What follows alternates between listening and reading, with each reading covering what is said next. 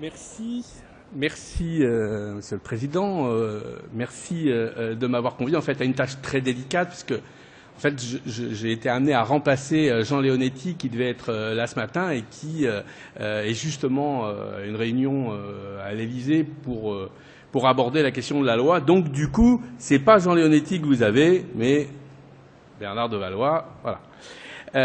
On va essayer donc de faire le point. Alors, moi, je vais faire le point en tant que médecin. Alors, certes, anesthésiste réanimateur de formation, mais je n'ai pas été dans un bloc depuis maintenant une vingtaine d'années. Donc, voilà, c'est juste anesthésiste réanimateur un jour, anesthésiste réanimateur toujours.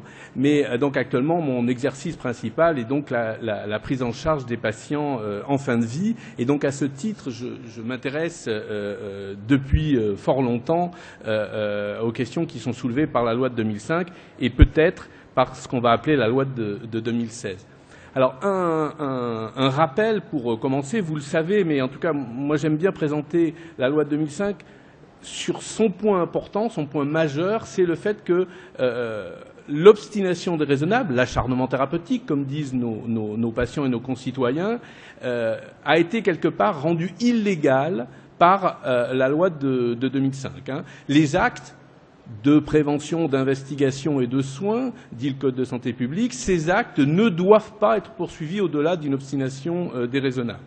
Ensuite, la loi de 2005 nous dit comment est-ce qu'on peut essayer d'approcher ce qu'est l'obstination déraisonnable. Elle nous donne, j'allais dire, elle nous donnait, mais elle est toujours valable, hein, en attendant qu'une autre la remplace éventuellement ou la complète. Elle nous donne les bornes de l'obstination déraisonnable avec les trois dimensions qui sont l'utilité, donc si c'est inutile, c'est déraisonnable. La proportionnalité, si c'est disproportionné, ce n'est pas raisonnable. Et le fait que l'objectif ne soit pas seulement de maintenir la vie. Ce n'est pas le seul maintien artificiel de la vie. Donc ça veut dire que c'est vraiment autour de ces trois axes qu'il faut que nous raisonnions au quotidien dans cette éthique pratique de tous les jours pour savoir si ce qu'on fait, les actes que l'on fait sont utiles, sont proportionnés et ont un autre effet que le seul maintien artificiel de la vie. Ça, c'est ce que nous a apporté 2005, en disant par ailleurs qu'au final, c'est le patient qui est en capacité de refuser quelque chose, de refuser tout traitement, dit la loi. Ça veut dire que donc tout ce qui lui paraît à lui déraisonnable, même si à nous ça nous est paru raisonnable, si à lui ça lui paraît déraisonnable, il a le droit de nous dire non. J'en profite juste pour rappeler que le droit de dire non, ce n'est pas le droit de choisir, c'est le droit de s'opposer. Hein, ça veut dire que ce n'est pas le patient qui choisit, mais il a le droit de refuser ce qui nous paraît, nous, raisonnable.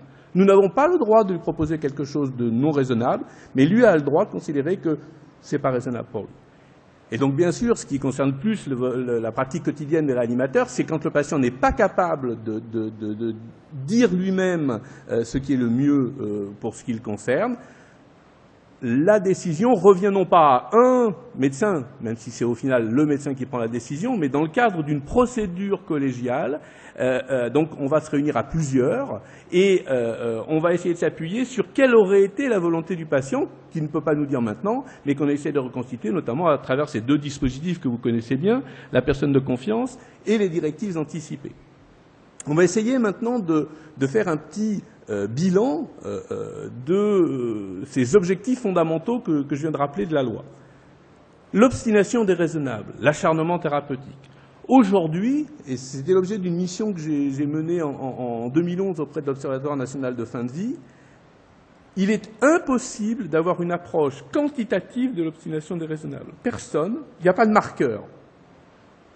Donc personne n'est capable de dire quantitativement si l'obstination déraisonnable en France a diminué ou pas, c'est-à-dire si la loi de 2005, dans son article 1er, ces actes ne doivent pas être poursuivis au-delà d'une obstination déraisonnable, personne n'est capable d'évaluer l'impact. Si on essaye d'avoir une approche qualitative, ce que j'avais fait dans ce travail, j'avais interrogé plus de 150 personnes de différentes catégories socio-professionnelles potentiellement concernées, et les usagers de santé également, tout le monde est d'accord pour dire qu'on ne peut pas dire si ça a augmenté ou diminué, mais en tout cas, tout le monde est d'accord pour dire qu'il reste encore beaucoup d'acharnement thérapeutique en France. Il y en a, bien entendu, et probablement pas dans les vôtres, mais dans les autres services de réanimation. Il y en a dans les services de gériatrie, il y en a dans les EHPAD, il y en a dans les services de cancérologie, de cardio, et j'en passe, et des meilleurs. J'avais donc comparé l'obstination déraisonnable à une espèce d'iceberg dont la partie émergée, la partie la plus visible, c'est les affaires médiatiques. Il y en a régulièrement, hein, tous les 6 mois, tous les ans, tel ou tel médecin sont accusés de faire de l'acharnement thérapeutique. Il y a une deuxième partie intermédiaire sur laquelle j'avais travaillé, c'est d'essayer de regarder ce que j'appelle les obstinations déraisonnables conflictuelles, c'est-à-dire celles qui donnent lieu à quelque part un signalement, que ce soit via la CRUC-PC, la Commission régionale des usagers et la Commission de relations avec les usagers et de la qualité de la prise en charge, avec les différents outils où les gens peuvent se plaindre de quelque chose qui ne leur va pas. C'est peanuts, il n'y a rien. Par contre, quand on discute avec les acteurs de santé, avec les collègues infirmières, aides-soignantes, avec les représentants d'usagers, ils nous disent oui, il y a beaucoup de situations qui sont probablement des situations d'acharnement thérapeutique. Deuxième dispositif sur lequel on peut s'arrêter un instant pour faire un bilan, le dispositif personne de confiance. Vous savez que c'est un dispositif qui date en fait de la loi de 2002, pas de 2005, dont le rôle a été élargi en 2005 sur la question d'apporter le témoignage du patient qui a désigné la personne de confiance sur ses volontés. En fait, il y a aujourd'hui un vrai problème de compréhension de la place de la personne de confiance avec une espèce de dérapage où on a compris la personne de confiance comme une espèce d'autonomie par procuration. Je vous ai dit, le patient, il a le droit de refuser. Alors on a l'impression que s'il est plus capable et qu'il a désigné une personne de confiance, c'est sa personne de confiance qui va avoir le droit de refuser, voire, comme je l'ai déjà dit tout à l'heure en disant qu'on se trompait en pensant que le patient lui-même avait le droit de choisir, mais là, carrément, c'est la personne de confiance qui va choisir. Donc il y a une espèce comme ça de dérive sur qu'est-ce que c'est que la personne de confiance. La personne de confiance, elle est juste là pour rappeler quelle aurait été la volonté du patient. Donc, face à une décision de l'ACTA éventuelle, la question à poser, ou plutôt la question à ne surtout pas poser, c'est qu'est-ce que vous décidez? On branche, on débranche, machin. Ou même, est-ce que vous êtes d'accord pour qu'on débranche? Ce n'est pas le rôle de la personne de confiance. La bonne question, c'est qu'est-ce que vous pensez que le patient aurait décidé?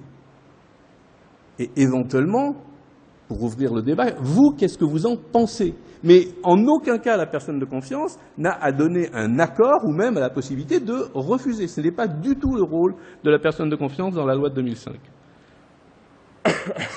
Troisième dispositif qu'il faut qu'on regarde, c'est le dispositif des directives anticipées. Alors, Jean Leonetti a l'habitude de dire, je repris son terme, c'est le maillon faible du dispositif. On sait que les estimations les plus optimistes, et je ne suis pas sûr qu'elles soient vraiment tout à fait exactes, disent que c'est 2% des patients, je ne suis même pas sûr. En fait, les directives anticipées, c'est surtout les patients qui ont des maladies chroniques et qui savent exactement ce qui va se passer. Alors notamment, bien sûr, les scléroses latérales amyotrophiques, il y a une proportion importante de patients SLA qui écrivent des directives anticipées, mais chez l'ensemble de nos citoyens, il y en a quand même très très peu. C'est lié à quoi? Le rapport Sicard, notamment, explique ça très bien. C'est probablement lié à deux choses. La difficulté de la feuille blanche, parce que le dispositif a été prévu en disant c'est très léger, on écrit ce qu'on veut. Sauf que si on écrit ce qu'on veut, on peut écrire n'importe quoi, et puis surtout, on ne sait pas quoi écrire. Alors on écrit « je veux pas d'acharnement thérapeutique ». Bah attends, ça c'est déjà réglé dans la loi, on n'a pas le droit d'en faire de toute façon. Donc ça sert à rien de faire des directives anticipées disant ça. Bon, donc après, si on n'est pas malade, on ne sait pas ce qui va nous arriver. Donc, bon, on verra ce que va proposer la loi de 2016 là-dessus. Donc, premier problème, la feuille blanche. Deuxième problème, c'est que de toute façon, les gens disent ça sert à rien, parce que le médecin, il est juste obligé d'en tenir compte. Mais il peut tout à fait en tenir compte et s'en servir pour caler son bureau. Hein. Il n'a aucune obligation à mettre en œuvre les directives anticipées. Et c'est probablement un des facteurs qui fait que c'est peu utilisé. Alors, est-ce que ça va vouloir y aller? Ouais. Donc ce bilan a commencé à être fait en 2008-2009. Et puis il y a un événement qu'il faut évidemment rappeler, c'est la campagne présidentielle de 2012. En 2012, celui qui allait devenir le président de la République, François Hollande, prend différents engagements, une série de propositions, et il fait ce qu'on appelle la proposition 21, la 21e, comme son nom l'indique, et vous l'avez sous les yeux. Avec une formulation qui peut être interprétée comme on a envie de l'entendre. Donc, au minimum ambivalente, peut-être ambiguë, je vous renvoie à vos dictionnaires, et peut-être même amphibologique. Qu'est-ce que c'est qu'une assistance médicalisée pour terminer sa vie dans la dignité? Ça va faire l'objet donc de la mission de Didier Sicard, ça va faire l'objet du rapport du Comité consultatif national d'éthique, et en gros, je l'ai synthétisé de cette manière-là, il y a 4 possibilités juridiques pour mettre en avant, pour essayer de voir qu'est-ce qu'il y a derrière le terme assistance médicalisée pour terminer sa vie dans la dignité.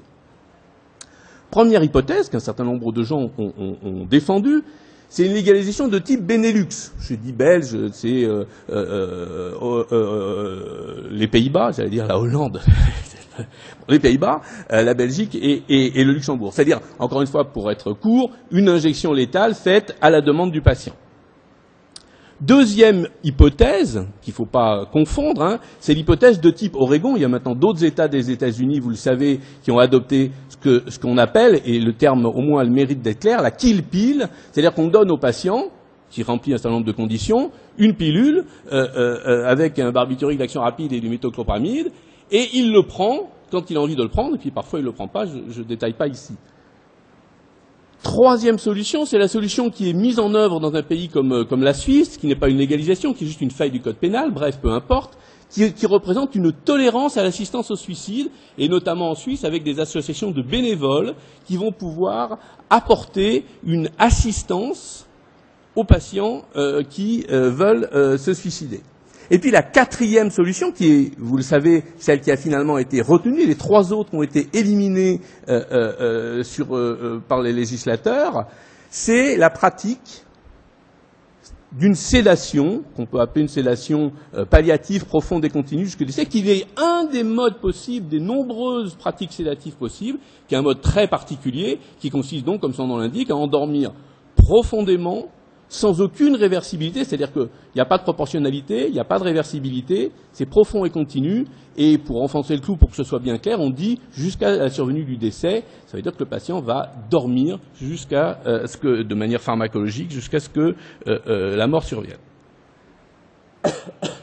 Ce qui a dominé le débat depuis la mise en œuvre donc de la proposition 21, c'est la recherche d'un consensus. Je ne vais pas refaire un cours de sciences politiques, vous le savez comme moi. L'affrontement sociétal autour de la question du mariage pour tous a été quand même un peu compliqué à vivre, et donc du coup, l'assistance médicalisée a terminé sa vie dans la dignité.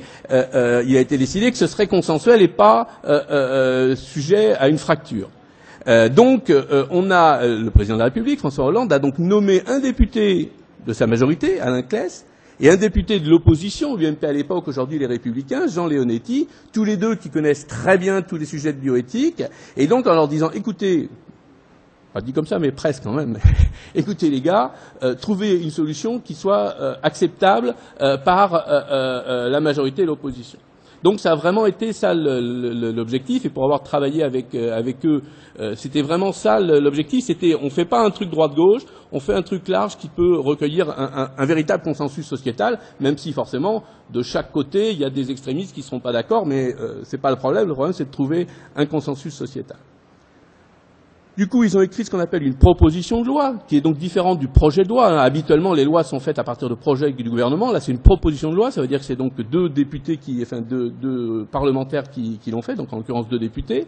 Et puis, il y a un processus d'adoption complexe. Il faut bien faire le point là-dessus. La loi en France ne peut être adoptée que quand elle a été votée par l'Assemblée nationale et votée par le Sénat dans les mêmes termes. Donc, il y a tout un système de navette qui va vous expliquer la suite du topo avec un certain nombre d'incertitudes.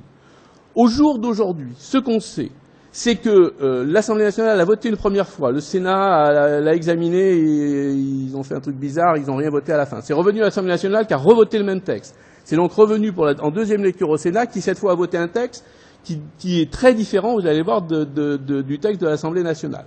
Donc aujourd'hui, la Constitution fait qu'il y a ce qu'on appelle une commission mixte paritaire qui va se réunir, on le sait maintenant, le 19, la semaine prochaine. Donc une commission mixte paritaire, c'est 7 sénateurs, 7 députés qui se réunissent ensemble et qui disent bon, on compare nos 2 textes, on essaie de trouver un texte de compromis. Donc, on ne sait pas du tout ce qui va se passer, et je vais essayer de vous l'expliquer dans un contexte politique qui, vous l'aurez noté, par ailleurs un petit peu compliqué, et ne porte pas forcément au consensus dont je vous parlais. Donc, une proposition qui a été faite par Claes et Leonetti, que je résume très vite avec 3 points forts qui vont servir à la suite du topo. Une question autour de l'obstination déraisonnable. L'idée, c'est de toute façon, l'idée globale, c'est de renforcer les droits, c'est le titre. Hein. Donc, premièrement, renforcer le droit des patients à ne pas subir une obstination déraisonnable. Deuxième point fort, la création donc de cette assistance médicalisée à terminer sa vie dans la dignité autour d'une sédation profonde et continue. Donc, renforcer le droit des patients à être soulagés même dans les situations les plus extrêmes. OK ?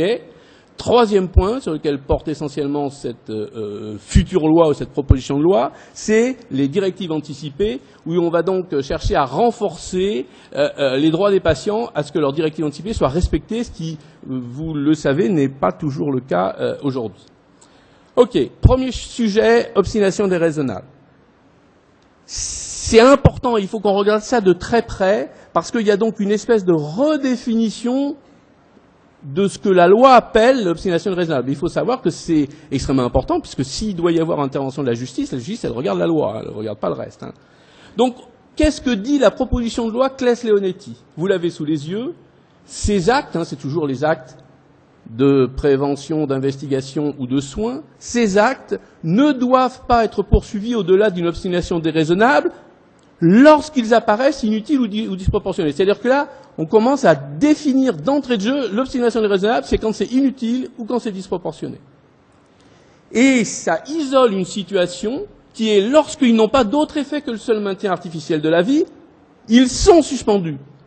C'est pas ils peuvent, comme c'était, je vous l'ai remis là, ce que je vous ai passé tout à l'heure sur la loi actuelle, c'est la loi de 2005, où les actes ne doivent pas être poursuivis, et s'ils sont inutiles, disproportionnés, machin, machin, ils peuvent être suspendus. Là, c'est ils doivent. Hein, ils sont suspendus. Donc c'est pas écrit ils doivent, mais ils sont suspendus. Point. Il n'y a pas de discussion. Nous ne devrions plus, si ce texte était adopté, nous ne devrions plus continuer des actes de soins, d'investigation ou de prévention qui aboutissent au seul maintien artificiel de la vie. Il faut avoir un autre objectif que le seul maintien artificiel de la vie. Ce serait clair si le Sénat n'avait pas complètement modifié cette définition.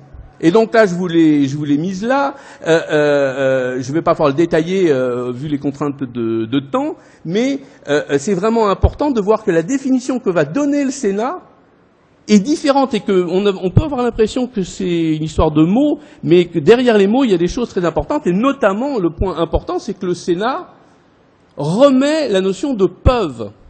C'est-à-dire que ce n'est plus une obligation. Si c'est déraisonnable, on peut arrêter. Mais voilà, on ne doit pas faire d'obstination déraisonnable, et deuxième point important à souligner sur cette rédaction du Sénat, l'utilité n'est plus un critère. Il y a la proportionnalité et il y a le fait que ça n'a pas d'autre effet que le seul maintien artificiel de la vie. Il n'y a plus l'utilité, qui est une façon, quelque part, de reprendre le futilities des anglo-saxons.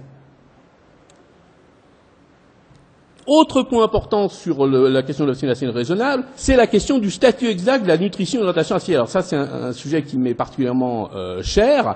Dans la loi de 2005, c'était pas dit, sauf que c'était dit dans les attendus de la loi, c'était dit également par le fait que des amendements avaient été repoussés qui excluaient la nutrition et l'hydratation artificielle de ce qui pouvait constituer un acharnement thérapeutique. Il y a l'affaire Lambert, la décision du Conseil d'État dans l'affaire Lambert qui conforte clairement ça. Et donc, assez logiquement, même si ça peut être discuté, les députés ont considéré qu'il fallait écrire dans la loi, ce que vous avez écrit là, la nutrition et l'hydratation artificielle constituent un traitement. Point, ça ne veut pas dire faut le faire, faut pas le faire, ça veut juste c'est un traitement, voilà. Et donc, comme tout traitement, ça peut faire l'objet d'une discussion sur son utilité ou pas. De manière très, j'allais dire, réactionnaire, mais à tous les sens du terme, le Sénat revient complètement là-dessus, en matière d'hydratation artificielle, et dit, alors il ne parle pas de la nutrition, mais il dit l'hydratation artificielle constitue un soin semblant opposer traitement et soin, ce qui nous emmènerait dans une discussion bien complexe que je ne vais pas avoir ici, mais qui ne me paraît pas du tout du domaine de la réflexion sénatoriale. Et donc ce soin, il peut être maintenu jusqu'au décès. Et comme c'est en réaction au fait que les députés avaient dit qu'il fallait pas, on voit bien que si cette rédaction-là était adoptée, ça pourrait changer pas mal de choses. Je fais juste un point et je vous renvoie éventuellement sur un papier que j'ai fait dans la presse médicale qui a été reprise par Nutrition Clinique et Biologique en septembre-octobre. Dans la presse médicale, c'était au mois de mai, sur le fait que l'hydratation artificielle est pas toujours une pratique bien traitante en fin de vie. C'est une forme de litote pour dire que c'est même souvent une pratique maltraitante. Et je vous amène à vous interroger sur le fait que qu'est-ce que ça a comme sens éthique que de continuer à hydrater un patient qui n'est plus capable de boire et de manger sans le nourrir artificiellement. Il va donc obligatoirement mourir de sa nutrition artificielle, mais c'est un simple maintien artificiel de la vie en faisant tourner ses rognons, le temps que la dénutrition fasse son effet. Donc ça me paraît, moi, être complètement dans la définition d'une obstination déraisonnable, qui n'a donc comme autre effet que le seul maintien artificiel de la vie. Deuxième point, la sédation profonde et continue. La sédation profonde et continue n'était pas du tout interdite, elle était permise par l'article 2 de 2005, simplement là elle est encadrée, et en fait l'Assemblée nationale envisage 3 circonstances dans lesquelles c'est possible. Soit c'est à la demande d'un patient qui présente des souffrances réfractaires et dont le pronostic est réservé à court terme, ça c'est surtout pour nous en soins palliatifs. 2 et 3, c'est plutôt probablement, même si nous on peut être concerné en certains cas, mais plutôt dans les cas de réanimation. C'est la demande d'un patient qui a refusé un traitement de maintien artificiel en vie, qui va donc mourir. C'est la SLA qui est ventilée et qui dit « je veux qu'on arrête ». Okay, et donc celui-là, s'il dit « non seulement je veux qu'on arrête, mais je veux être endormi pendant qu'on arrête », ça devient un droit. Troisièmement, si c'est un patient inconscient, si c'est une LATA chez un patient inconscient, effectivement, ça ne fait qu'inscrire dans la loi ce qui était inscrit dans le décret d'application de 2010 autour de l'affaire Pierrat, ce qu'on a appelé le décret Pierrat, qui consiste à dire, dans le doute, ne t'abstiens pas de faire une sédation profonde chez le cérébro-lésé. Le problème, c'est que le Sénat a complètement détricoté ça, donc vous avez, je ne le détaille pas complètement, voilà, en rouge, vous avez les modifications du Sénat, on supprime le fait qu'un patient conscient qui demande l'arrêt d'un traitement de maintien artificiel en vie peut également demander une sédation, ça c'est viré, et donc on n'a plus que le premier cas, le deuxième cas qui était le troisième tout à l'heure, c'est la LATA inconscient pour lequel, et là je ne sais pas comment font les sénateurs, en tout cas comment ils voudraient qu'on fasse, vous avez un cérébro-lésé qui est incapable de dire quoi que ce soit, mais il va falloir qu'on estime que sa souffrance est réfractaire. Ça va être chaud. Au final, sur cette question-là, il y a des polémiques sur le fait que cette proposition de loi pourrait ou pas créer donc un droit à la sédation. Donc non, je ne détaille pas non plus, la proposition de loi telle que votée par l'Assemblée nationale ne crée pas un droit à la sédation en général. Elle ne crée surtout pas, j'y reviendrai tout à l'heure, un droit à une sédation euthanasique. Ça devient un droit, c'est-à-dire que la sédation doit être mise en œuvre dans les 3 conditions que j'ai explicitées tout à l'heure. Elle peut aussi se pratiquer dans d'autres cas. Elle n'est pas limitative, c'est pas réservé. Voilà, mais ça devient un droit pour le patient. S'il a des symptômes réfractaires, qu'il est en toute fin de vie, qu'il a quelques jours à vivre, à ce moment-là, ça devient un droit. Il y a droit. Si il décide d'arrêter le respirateur alors qu'il est ventilé, ça devient un droit. Et si il est décidé pour lui, c'est pas à sa demande parce qu'il est inconscient, mais il est décidé pour lui dans les procédures habituelles de l'ATA d'arrêter, c'est également un droit que cette sédation soit mise en place. Donc j'accélère un peu, juste pour dire que ça c'est extrêmement important à comprendre et à suivre. La loi 2016, la future loi 2016, encadre cette pratique et met en place un double contrôle. Dans toutes les légalisations autour des questions d'assistance médicalisée à terminer sa vie dans le monde, ce serait le seul dispositif qui fait un double contrôle. Un contrôle a priori avant que se mette en place la sédation profonde et continue, et un contrôle a posteriori après. Donc c'est vraiment une idée tout à fait intéressante que ce dispositif voté par les députés. Malheureusement, les sénateurs sont complètement revenus dessus et ont donc bloqué le contrôle a posteriori, parce que le contrôle a posteriori à l'Assemblée nationale était prévu par le fait qu'il fallait inscrire sur un registre les pratiques de sédation profonde et continue. C'est supprimé. Donc il n'y a aucune possibilité d'évaluer en quoi que ce soit ces pratiques une fois qu'elles ont eu lieu. Donc c'est un petit problème. Alors certains disent « oh ben c'est plus facile pour nous, on ne va pas perdre de temps ». c'est une façon de voir les choses, c'est pas la mienne. Moi, je pense que ce serait vraiment très important d'avoir la capacité, non pas sur un contrôle de type Commission fédérale en Belgique, de déclaration, etc., mais juste une façon de pouvoir suivre ces pratiques et vérifier qu'elles sont homogènes sur le territoire. Troisième point pour accélérer, les directives anticipées. On a vu premier point l'obstination raisonnable, deuxième point la sédation profonde et continue, troisième point important les directives anticipées. Pour le faire très court, il faut qu'elles soient mieux respectées. Il y aura des modèles pour le cas où on est malade et le cas où on n'est pas malade. C'est-à-dire que vous et moi, on peut écrire des directives anticipées, sauf qu'on ne va pas y mettre la même chose que si on a une SLA, évidemment. Donc voilà. Et deuxièmement, elles deviennent contraignantes, c'est-à-dire qu'elles s'imposent aux médecins, sauf si on est dans une situation d'urgence en attendant de la réévaluer, ou si manifestement elle ne s'applique pas, mais pour se délier de l'obligation de respecter les directives anticipées, le médecin sera obligé de passer par une procédure collégiale. Il ne pourra pas dire tout seul non, hein. Donc il faudra avoir une procédure collégiale du même type que l'ATA. Alors, malheureusement, le Sénat a complètement détricoté ça, et donc, en gros, elles doivent être respectées, sauf si le médecin décide autrement. Donc, il y a des trucs un peu alambiqués pour dire qu'en gros, ça s'impose pas. Alors, pour finir, les dernières diapositives. Quel impact ça peut avoir pour la réanimation? Je pense que sur la question de l'obstination déraisonnable, ça va obliger les réanimateurs à réfléchir encore davantage aux situations déraisonnables. Et là, j'insiste vraiment, c'est l'objet de mon rapport à l'Observatoire, il faut vraiment tenir compte non pas seulement de l'avis des médecins, et la collégialité, c'est pas seulement entre médecins, c'est pluridisciplinaire.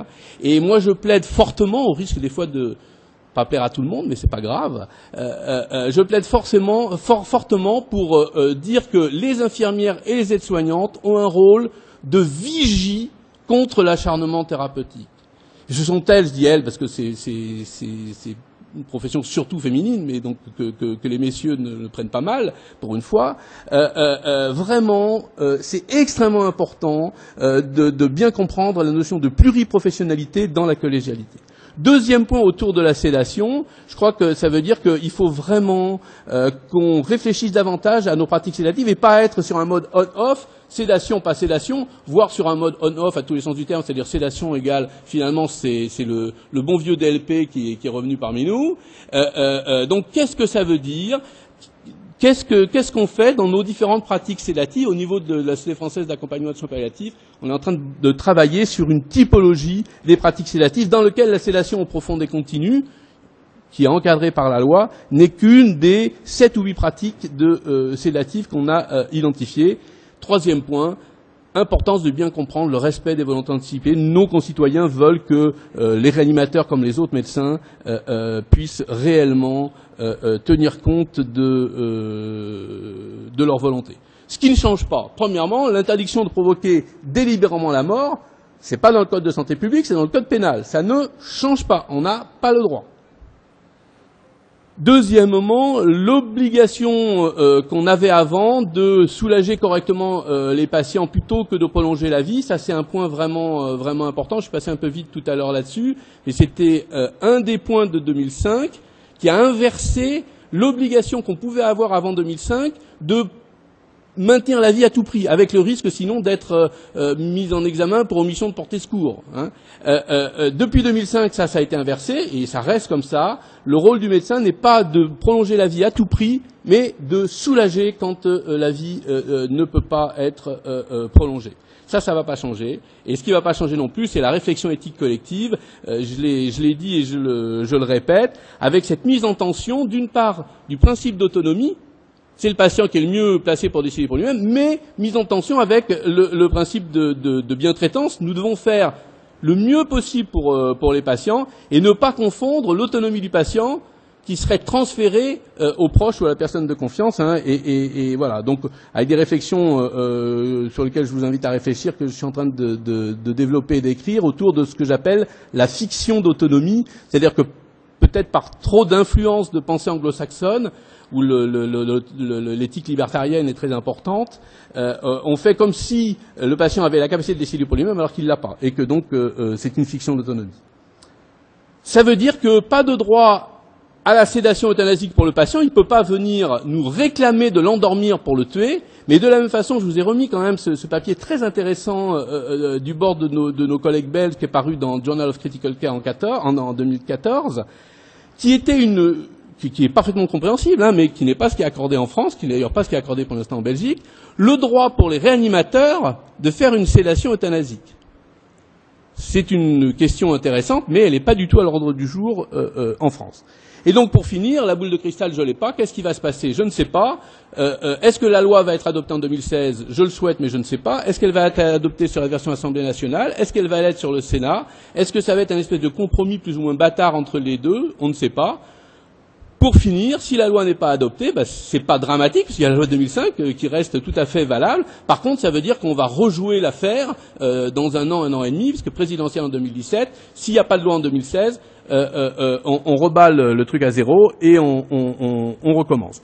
Pour finir, juste vous rappeler cette petite histoire que vous connaissez, hein, ce monsieur qui est en train de, sur son canapé tranquillement en train de regarder sur Canal+ le Boxing Day, du football toute la journée, c'est super, et dit à sa femme, surtout si un jour je me retrouve dépendante d'une machine, surtout promets-moi que tu vas débrancher la machine. Et vous savez pas ce qu'elle a fait? Elle s'est levée et elle a débranché la télé. Merci de votre attention.